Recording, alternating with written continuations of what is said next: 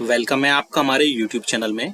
Pensioners, family pensioners और कर्मचारियों के लिए कई सारे अपडेट्स लेकर आए हैं, चाहे वो उनकी पेंशन में 5% बढ़ोतरी को लेकर के हो, 18 मंथ्स के DA/DR पर हो, साथ ही साथ नए पे कमीशन यानी आठवें वेतन आयोग के गठन से रिलेटेड हो, और भी कई ऐसे 14 पूरे इश्यूज होने वाले हैं इसमें, जिसमें हम बात करेंगे। सामने आप एक लेटर भी देख रहे होंगे जो कि लिखा गया है श्री जितेंद्र सिंह जी को, जो कि honourable minister of state for personnel public grievance and pension, government of India है। एक लेटर लिखा गया है। इसके अलावा और भी कई सारे लेटर्स लिखे गए हैं जिनमें पेंशन और फैमिली पेंशन से रिलेटेड कई सारी इंफॉर्मेशन और अपडेट्स होंगी। वीडियो को पूरा लास्ट तक देखिएगा, पूरा अंत तक देखिएगा। वीडियो थोड़ा लॉन्ग हो जाएगा लेकिन बहुत सारी चीजें अपडेट्स दूंगा मैं। बने रहिए आप हमारे चैनल पर। और अगर आप पहली बार चैनल पर आए तो चैनल को फ्री में सब्सक्राइब जरूर करेगा। सब्सक्राइब के ब्लैक बटन को प्रेस करके साथ ही साथ आप हमारे वीडियोस की लेटेस्ट इन्फॉर्मेशन और लेटेस्ट अपडेट्स के लिए घंटे के निशान को यानी बेल आइकन को प्रेस करना बिल्कुल मत भूलिएगा। तभी आपके पास हमारी वीडियोस की लेटेस्ट इन्फॉर्मेशन आ पाएगी और आप हमारे वीडियोस को इसी तरीके से आगे भी वॉच कर पाएंगे। आप हमारे चैनल पर कर्मचारियों, पेंशनर्स और फैमिली पेंशनर्स के वेलफेयर से रिलेटेड कई सारी चीजें हम उनको बताते हैं। साथ ही साथ उनके जो कमेंट्स होते हैं वो कमेंट्स लेते हैं और उनके जो भी सॉल्यूशन करने होते हैं वो हम आपको नेक्स्ट उसमें वीडियोस में लेकर आते हैं। अगर आपको भी कोई डाउट है तो आप हमें कमेंट करके जरूर बताएगा। आप सामने देख सकते हैं कि 18 जून 2024 को ये इंपॉर्टेंट लेटर लिखा गया है श्री जितेंद्र सिंह जी को, जिसमें कर्मचारियों और पेंशनर्स के लिए कई सारी चीजें एक बात की गई हैं, जिनमें से आप देखेंगे मैं इंपॉर्टेंट 14 इसमें लेटर्स में बात की गई है। मैं इंपॉर्टेंट बताऊंगा। आप ये डाउनलोड भी कर पाएंगे। अगर आपको डिटेल में पढ़ना है तो आप डिटेल में भी पढ़ सकते हैं इसको। कमेंट बॉक्स में यस लिखिएगा, उसके बाद इसको डाउनलोड कर पाएंगे।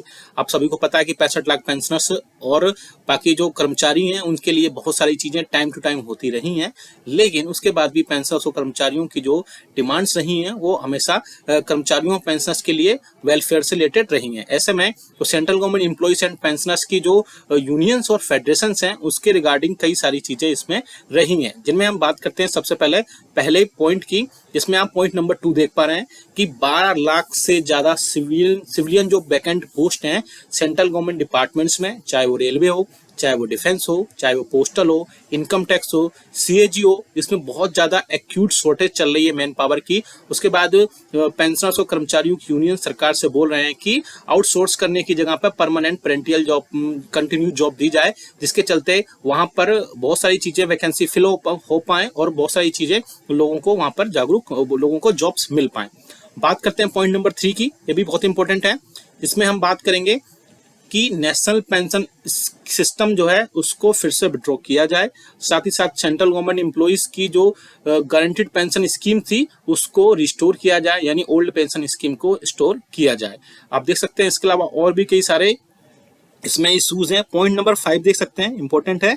इसमें पॉइंट नंबर 5 में देख सकते हैं 8वें वेतन आयोग को नेक्स्ट वेज रिवीजन के लिए या नेक्स्ट पे कमीशन के लिए 1 जनवरी 2026 से इसको रिवाइज किया जाए। ये कर्मचारियों और पेंशनर्स की बहुत बड़ी डिमांड है कि 8वें वेतन आयोग को गठन जल्द से जल्द किया जाए।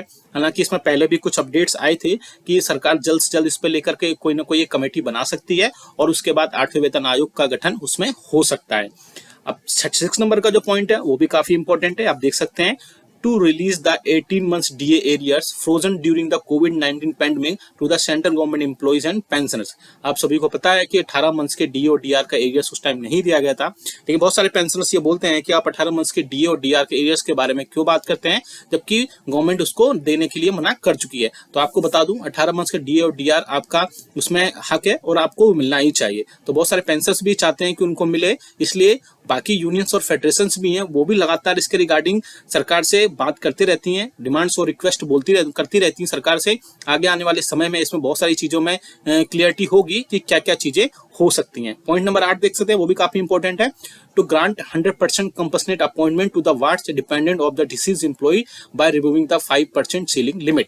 आप सभी को पता है कि कंपनसेट जो अपॉइंटमेंट है वो 5% की सीमित लिमिट है, लेकिन यूनियंस और फेडरेशन सरकार से बोल रहे हैं कि उनको 100% कंपनसेट अपॉइंटमेंट देना चाहिए जो भी उनके डिपेंडेंट, जो भी डिसीज्ड एम्प्लॉइज के डिपेंडेंट्स हैं, और उनको 5% सीलिंग से हटा करके 100% सीलिंग होनी चाहिए।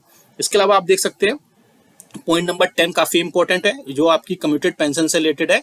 Restoration of the commuted portion of the pension to the pensioners after 12 years instead of the present 15 years। आप सभी को पता है कि आपकी जो पेंशन का कम्यूटेशन है वो 15 साल में होता है, लेकिन अब रिस्टोर 12 साल में से पहले उसको रिस्टोर किया जाना चाहिए सरकार की कर्मचारियों और पेंशनर्स की। और यूनियंस कई बार इसके रिगार्डिंग भी पहले भी लेटर लिख चुकी है कि जो कम्यूटेशन पेंशन है उसको 15 साल की जगह कम करके 12 साल या 11 साल या फिर 10 साल तक कर देना चाहिए, क्योंकि 15 साल एक लंबा गैप हो जाता है जिसके चलते पेंशनर्स अपनी कम्यूटेड पेंशन को नहीं ले पाते हैं और उसके बाद में उनको कई सारी चीजें, पैसे होने के बाद भी सारी चीजें नहीं कर पाते हैं। इसलिए उसके बाद में उनको जो कम्यूटेड पेंशन है वो दी जानी चाहिए 12 साल में। सबसे इंपॉर्टेंट एक है कि पार्लियामेंट्री स्टैंडिंग कमेटी ने कई सारे रिकमेंडेशंस दिए थे। उन रिकमेंडेशंस में 5% हर साल 5% के ब्लॉक में पेंशनर्स को रिटायरमेंट के बाद उनको दी जाना चाहिए। साथ ही साथ और भी पार्लियामेंट्री स्टैंडिंग कमिटीज के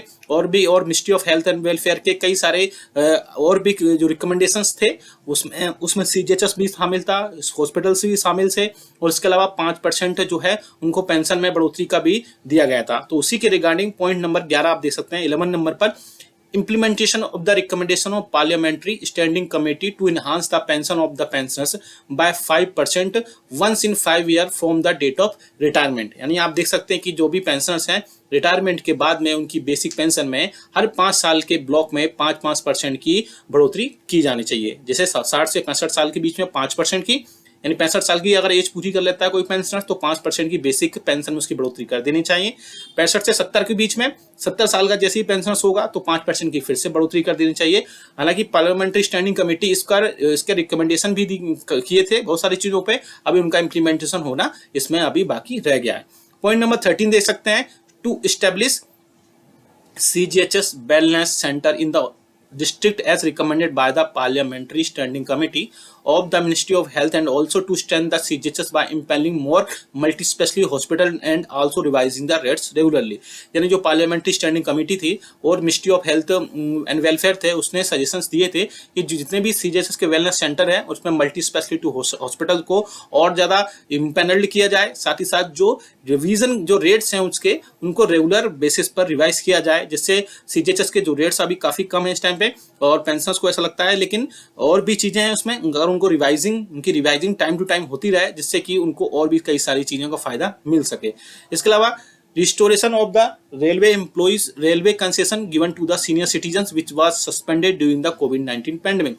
यानी कि जो सीनियर सिटीजन्स हैं या पेंशनर्स कह लो, उनके लिए जो रेलवे के कंसेशंस थे वो कोविड के टाइम पे सस्पेंड कर दिए गए थे। साथ ही साथ उनको बोला जा रहा है कि ये सब चीजों को फिर से रिस्टोर किया जाए। इसके अलावा पेंशनर्स के लिए कर्मचारियों के लिए इसमें कई और भी सारी चीजें हैं जिनको मैं रीड अभी नहीं किया है क्योंकि वो ज्यादा इंपॉर्टेंट नहीं थी। मैंने मोस्टली जो पेंशन से रिलेटेड चीजें थी वही इसमें डिटेल बात की है। आपको क्या लगता है कि इनमें से कौन कौन सी डिमांड्स, कौन कौन सी रिक्वेस्ट सरकार पूरी कर सकती है और सबसे पहले कौन कौन सी रिक्वेस्ट सरकार को पूरी करना चाहिए? आप ये नोटिफिकेशन भी डाउनलोड कर सकते हैं।